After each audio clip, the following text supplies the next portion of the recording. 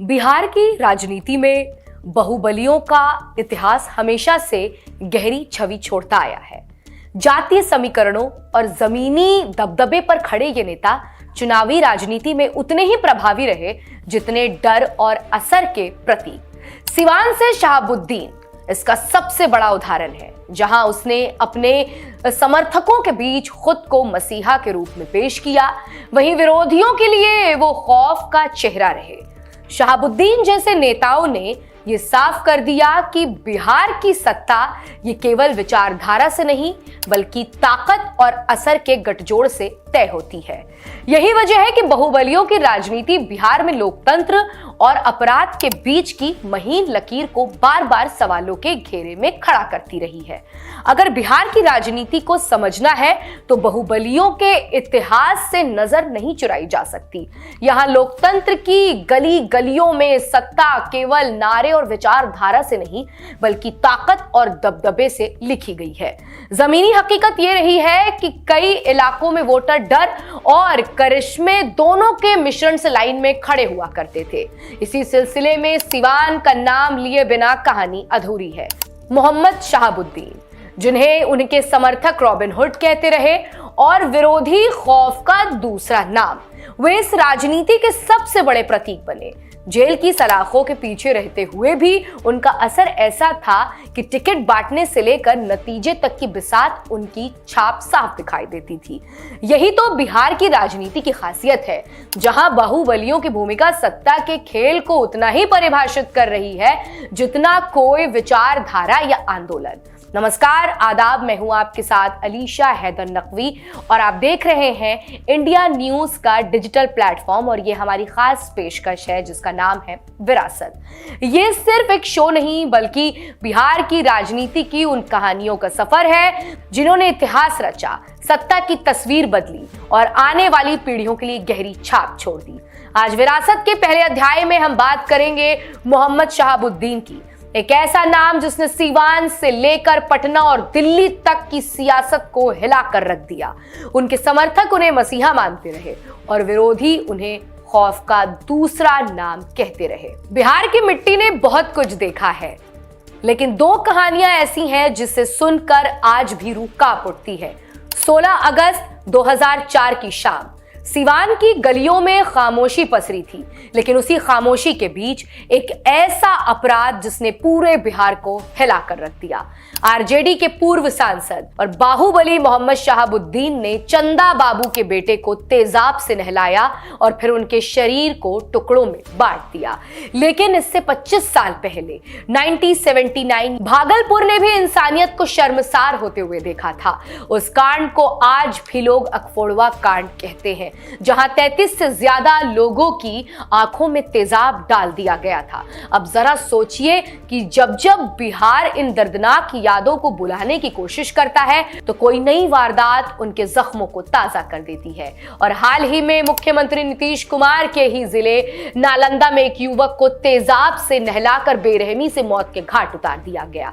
ये घटनाएं महज अपराध नहीं बल्कि उस विरासत का हिस्सा है जो बिहार की क्राइम हिस्ट्री में आज भी दर्ज है। कहा जाता है कि पटना भले ही बिहार की राजधानी है, लेकिन शासन और प्रशासन का असली जो चेहरा देखना हो तो मुख्यमंत्री नीतीश कुमार के गृह जिले नालंदा से बेहतर कोई जगह नहीं हो सकती। विपक्ष हमेशा आरोप लगाता रहा कि सीएम का ध्यान नालंदा पर कुछ ज्यादा ही रहता है, लेकिन तस्वीर का दूसरा पहलू कहीं ज्यादा डरावना है। सीएम नीतीश के नालंदा दौरे के ठीक एक दिन बाद हिलसा थाना क्षेत्र के नदहा गांव में एक ऐसी वारदात हुई जिसने पूरे जिले की रूह को हिला दिया।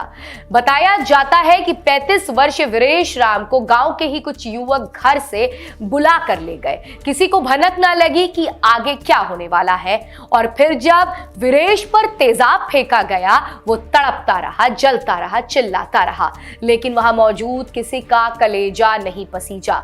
चंद पलों में वीरेश की जिंदगी राख हो गई।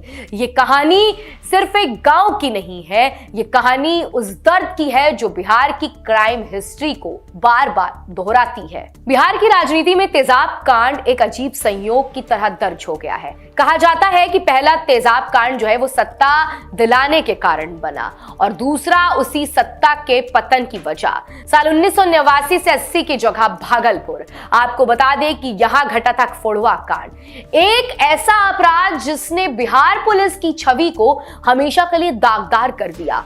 33 लोगों की आंखों में तेजाब डाला गया, उन्हें हमेशा के लिए अंधा बना दिया गया। समय बदला, लेकिन उस दर्दनाक घटना की गूंज राजनीति तक पहुंची। जेपी आंदोलन से निकले लालू प्रसाद यादव ने इसे अखफोड़वा कांड को अपना मुद्दा बनाया। उन्होंने जनता को समझाया कि राज्य में कानून व्यवस्था नाम की कोई चीज बची ही नहीं है। नतीजा, बिहार की जनता ने उन पर भरोसा किया और लालू प्रसाद की अगुवाई में जनता दल की सरकार बनी। यानी कि तेजाब की वो जलन सिर्फ पीड़ितों की आंखों तक सीमित नहीं रही, उसने बिहार की सियासत की दिशा बदल दी। लेकिन तेजाब और बिहार की राजनीति का संयोग यहीं खत्म नहीं हुआ। करीब 2.5 दशक के बाद अगस्त 2004 में सिवान ने फिर वही दहशत देखी। चंदा बाबू के बेटों को आरजेडी में बाहुबली सांसद मोहम्मद शहाबुद्दीन ने तेजाब से नहलाया और उनके शवों को टुकड़ों टुकड़ों में बांट दिया। ये घटना सिर्फ एक परिवार की त्रासदी नहीं थी, बल्कि उस दौर की राजनीति का आईना भी थी। इस कांड के बाद लालू प्रसाद की यादव सरकार पर उंगलियां उठी। आरोप लगा कि उनकी सत्ता में अपराधी बेलगाम हो गए हैं। परिणाम, जनता के भरोसे की डोर टूट गई और जो जनता कभी अखफोड़वा कांड की याद दिलाकर लालू को सत्ता में लेकर आई थी, वही जनता अब तेजाब कांड को याद कर उनसे दूर चली गई। यानी कि बिहार की राजनीति में तेजाब ने सत्ता भी दिलाई और सत्ता छीनी भी। यही है इस राज्य की सियासत का वो कड़वा सच जिसे विरासत कभी नहीं भूल सकती। अब साल 2004, जगह सिवान। बाहुबली और आरजेडी के पूर्व सांसद मोहम्मद शहाबुद्दीन के इशारे पर उनके गुर्गों ने रंगदारी न देने की सजा सुनाई। 2 लाख रुपए ना देने पर चंदा बाबू के बेटे सतीश और गिरीश को उनकी ही दुकान पर तेजाब से नहला दिया गया और फिर उनके शव काटकर बोरे में भरकर फेंक दिया गया। ये सिर्फ एक अपराध नहीं था, बल्कि उस दौर के लालू राबड़ी राज का आईना था। नीतीश कुमार ने इस मुद्दे को जोर शोर से उठाया और कानूनी व्यवस्था की बदहाली को जनता के सामने रखा। 2005 में वे पहली बार सत्ता में आए। विधानसभा में जब सहयोगी बीजेपी विधायकों ने लॉ एंड ऑर्डर पर सवाल उठाए, तो नीतीश कुमार ने खुद अपराध के आंकड़ों को गिनाकर यह साबित करने की कोशिश की कि बिहार में अमन चैन लौटा है।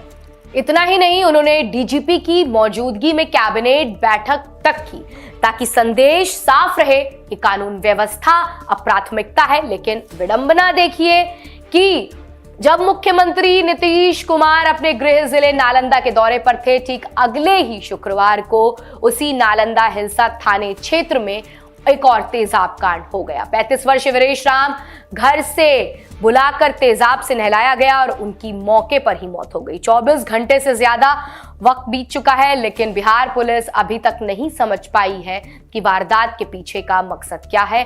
अब सवाल यही है कि क्या सचमुच बदल गया है बिहार, या फिर अपराध की ये विरासत आज भी वहीं खड़ी है जैसे दशक पहले थी। लेकिन बात यहाँ शहाबुद्दीन की। शहाबुद्दीन एक नाम जिसने कभी सीवान की गलियों पर राज किया, बिहार की सियासत और खौफ और असर दोनों छोड़ा, पर अदालतों के फैसलों और जेल की सलाखों ने उसके सफर को वहीं थाम लिया और फिर 2021 में कोरोना ने उनकी जिंदगी की आखिरी सांस को छीन लिया। इस तरह खत्म हुआ वो अध्याय जिसकी विरासत आज भी बिहार की राजनीति में एक बड़ा सवाल छोड़ जाती है।